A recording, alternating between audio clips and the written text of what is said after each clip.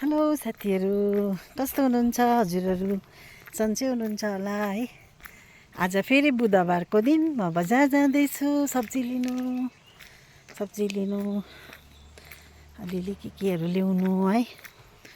त्यस्तै हो, यहाँको हाट बुधबार मात्रै लाग्छ हो डाब्लिङमा।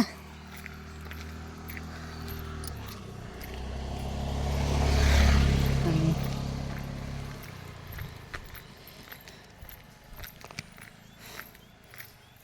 चिसै छ, तर आज चाहिँ मैले स्वेटर पनि लाइनँ हो।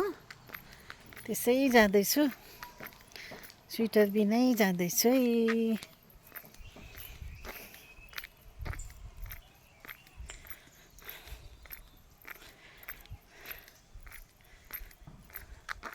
दिन पनि धुम्मे भनौँ, एकछिन घाम लागेको जस्तो हुन्छ, फेरि धुम्मिँदैछ हेर्नु नि।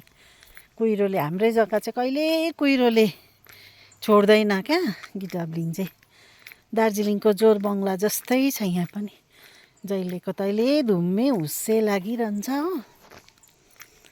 हुन्छ, बाई बाई।